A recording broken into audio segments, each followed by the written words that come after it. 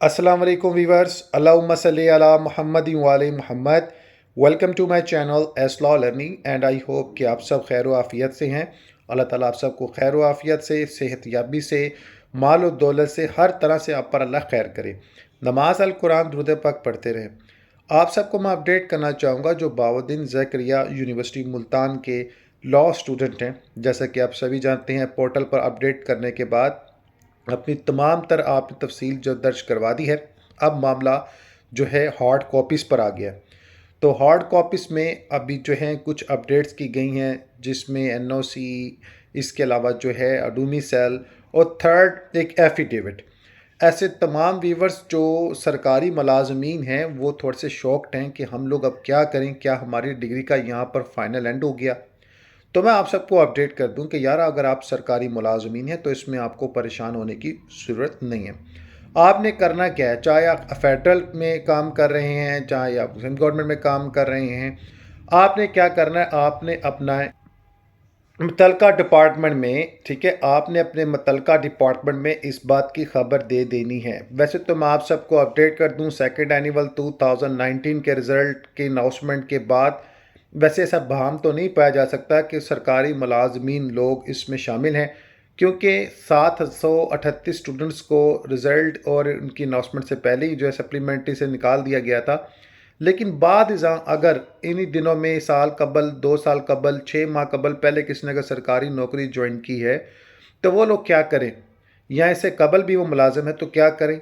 आपने क्या करना है कि अपने मुतलका डिपार्टमेंट आपने बात करनी है। अगर तो आपके पास ये ऑप्शन है कि आप जो है तमाम सरकारी इदारों में नाइट शिफ्ट में आप जो चेंज ले सकते हो तो अपनी ड्यूटी नाइट शिफ्ट करवा लो। सबसे बेहतरीन अपॉर्चुनिटी ये होती है, नाइट शिफ्ट करवा लो और डे में ज़ाहिर है फिर आपको रिलैक्स मिल जाता है। तो आपने क्या करना है, फिर अपने डिपार्टमेंट से एनओसी ले लेना है। अगर आप नाइट में नहीं शिफ्ट करवा सकते तो परेशान होने की ज़रूरत नहीं है। आप अपने डिपार्टमेंट को सारी बात हकीकी बता दें और हकीकी बताने के बाद एनओसी की डिमांड कर लें और एनओसी अपने पास रख लें, ठीक है। और कोशिश करें कि एक बार फिज़िकली विज़िट यूनिवर्सिटी के चीफ एग्जामिनर कंट्रोलर से मुलाकात करके एनओसी सबमिट करवा दें कि हम लोग जो हैं एनओसी होल्डर हैं। तो इंशाल्लाह आपकी डिग्री को कोई मामला नहीं होगा। अदरवाइज़ पाकिस्तान बार कौंसिल की जानिब से ये बात तय है कि जो सरकारी मुलाजमीन हैं वो ड्यूरिंग सर्विस इस डिग्री को नहीं कर सकते, ठीक है। और ड्यूरिंग सर्विस क्यों नहीं हो सकती, ड्यूरिंग के हवाले से ये बात चल रही थी क्योंकि ये एक रेगुलर डिग्री है। तो ड्यूरिंग सर्विस डिग्री करने वालों के लिए यही था कि फिर उनको लाइसेंस नहीं मिलेगा। डिग्री वो रखते होंगे लेकिन लाइसेंस के लिए एलिजिबल नहीं होंगे। सो आप लोग फौरी एनओसी के लिए अप्लाई करें, ठीक है, और उसके बाद आपने एनओसी जमा करवा देना है और खुल के आप बात करें, डरने की ज़रूरत नहीं है, ठीक है। और कोई भी स्टूडेंट ऐसा ना करे कि एफिडेविट जमा करवा दे कि मैं सरकारी मुलाजम नहीं हूँ, तो फिर बाद में उसको परेशानी का सामना करना पड़े। तो आपने बिल्कुल परेशान नहीं होना है। बिफोर जो है वो डॉक्यूमेंट मैटर्स को क्लियर करने के लिए आपको ये ऑप्शन दिया गया, इस ऑप्शन से आप फ़ायदा उठाएं।